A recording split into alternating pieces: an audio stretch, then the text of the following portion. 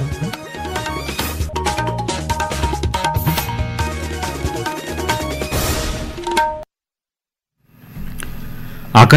আগরতলা স্থানীয় সংবাদ পড়ছি সুমন ভট্টাচার্য। বিধানসভার অধ্যক্ষ বিশ্ববন্ধু সেন গতকাল ধর্মনগর যাওয়ার উদ্দেশ্যে আগরতলা রেল স্টেশনে হঠাৎ অচৈতন্য হয়ে পড়ে যান। তাঁকে সঙ্গে সঙ্গে ত্রিপুরা মেডিকেল কলেজে নিয়ে যাওয়া হয়। পরীক্ষা নিরীক্ষার পর চিকিৎসকগণ মস্তিষ্কে অভ্যন্তরীণ রক্তক্ষরণের কারণে দ্রুত অস্ত্রোপচারের পরামর্শ দেন। মুখ্যমন্ত্রী অধ্যাপক ডাক্তার মানিক সাহা তাঁর শারীরিক অবস্থার খোঁজ নিতে দ্রুত হাসপাতালে পৌঁছান। রাতে একটি বেসরকারি হাসপাতালে তাঁর সফল অস্ত্রোপচার করা হয়। বর্তমানে তাঁর শারীরিক অবস্থা কিছুটা স্থিতিশীল। মুখ্যমন্ত্রী এক বিবৃতিতে অধ্যক্ষের দ্রুত আরোগ্য কামনা করেছেন। মুখ্যমন্ত্রী অধ্যাপক ডাক্তার মানিক সাহা বলেছেন, সমাজের প্রতিটি ক্ষেত্রে রবীন্দ্রনাথের চিন্তাভাবনা জড়িয়ে রয়েছে। তাই কবিগুরুর সাহিত্য, দেশপ্রেমের চিন্তাধারা আগামী প্রজন্মের কাছে বেশি করে তুলে ধরতে হবে। গতকাল মুক্তধারা অডিটোরিয়ামে তথ্য ও সংস্কৃতি দপ্তরের উদ্যোগে বিশ্বকবি রবীন্দ্রনাথ ঠাকুরের প্রয়াণ দিবস উপলক্ষে আয়োজিত শ্রদ্ধাঞ্জলি অনুষ্ঠানে একথা বলেন মুখ্যমন্ত্রী। প্রসার ভারতীর সিইও গৌরব দ্বিবেদী বলেছেন, প্রসার ভারতী দর্শক শ্রোতাদের ওয়েবস ওটিটি প্ল্যাটফর্মে তথ্য, শিক্ষা ও বিনোদনের ক্ষেত্রে প্রবেশাধিকার নিশ্চয়তার কাজ করছে। গতকাল নতুন দিল্লিতে ওয়েবস ওটিটি প্ল্যাটফর্মে ম্যাগাজিন স্টোরের উদ্বোধন উপলক্ষে আকাশবাণীর প্রতিনিধিকে দেওয়া এক সাক্ষাৎকারে শ্রী দ্বিবেদী বলেন, ওয়েবস ওটিটি প্ল্যাটফর্ম ব্যবহারকারীরা প্রতি মাসে ৯৯ টাকা বা বছরে ৯৯৯ টাকা এই পরিষেবাটি সাবস্ক্রাইব করতে পারবেন।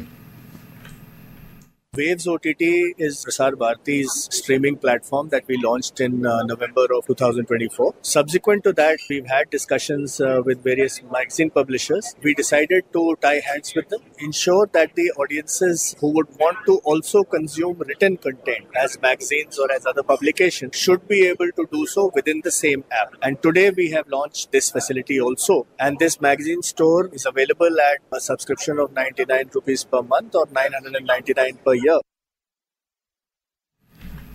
পশ্চিম জেলার সামগ্রিক উন্নয়নের লক্ষ্যে কৃষিমন্ত্রী রতনলাল নাথ গতকাল পশ্চিম ত্রিপুরা জেলা পরিষদের সাধারণ সভায় বিভিন্ন কাজ পর্যালোচনা করেন। সভায় বিভিন্ন প্রকল্পের অগ্রগতি ও ভবিষ্যৎ পরিকল্পনা নিয়ে বিশদ আলোচনা হয়। মন্ত্রী বলেন, পিএম কুসুম প্রকল্পের আওতায় সারা রাজ্যে ১০,০০০ জলসেচ সুবিধা স্থাপনের লক্ষ্যমাত্রা নির্ধারণ করা হয়েছে। সভায় উপস্থিত জনপ্রতিনিধি ও আধিকারিকরা সিদ্ধান্ত নিয়েছেন, আগামী ৮ সেপ্টেম্বরের মধ্যে প্রধানমন্ত্রী সূর্যঘর প্রকল্পের আওতায় সৌর বিদ্যুৎ ব্যবস্থা স্থাপন এবং স্মার্ট মিটার চালু করা হবে। তিনি আশা প্রকাশ করেন, এ ধরনের সভা জেলার উন্নয়নে গতি আনবে এবং সরকারি দপ্তরগুলির কাজে নতুন উদ্যম যোগাবে। প্রধানমন্ত্রী নরেন্দ্র মোদী আগামীকাল অমৃতসর ও মাতা বৈষ্ণোদেবী কাটরার মধ্যে বন্দে ভারত এক্সপ্রেস ট্রেনের যাত্রার সূচনা করবেন। ভার্চুয়ালি এক অনুষ্ঠানে তিনি এই যাত্রার শুরুর সংকেত দেবেন। প্রধানমন্ত্রী আগামী ৩১শে আগস্ট রবিবার আকাশবাণীর মন কি বাত অনুষ্ঠানে দেশ বিদেশের জনগণের সঙ্গে মত বিনিময় করবেন। এটি হবে মন কি বাতের ১২৫তম পর্ব। আকাশবাণী ও দূরদর্শনের সবকটি চ্যানেল এবং আকাশবাণীর news on AIR website, mobile app, প্রধানমন্ত্রীর দপ্তর, তথ্য সম্প্রচার মন্ত্রকের ওয়েবসাইট, ইউটিউব চ্যানেলেও মন কি বাত সম্প্রচারিত হবে। হিন্দিতে এই অনুষ্ঠান সম্প্রচারিত হবার পরই আঞ্চলিক ভাষায় তর্জমা শোনা যাবে। টোল ফ্রি নম্বর 1800117800 নম্বরে SMS করে কিংবা মাইগভ বা নমো অ্যাপে মতামত জানানো যাবে। কাঞ্চনজঙ্ঘা এক্সপ্রেস আগামী ১৪ আগস্ট থেকে বিলোনিয়া ও জোলাইবাড়ি রেল স্টেশনে থামবে। এনএফ রেলওয়ে সূত্রে খবর জানানো হয়েছে।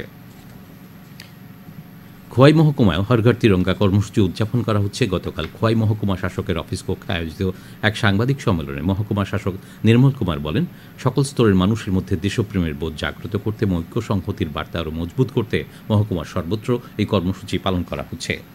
দক্ষিণ জেলা প্রশাসনের উদ্যোগে গতকাল বিলোনিয়ায় এক মেগা রক্তদান শিবির অনুষ্ঠিত হয়। শিবিরে ১৪২ জন রক্তদান করেন।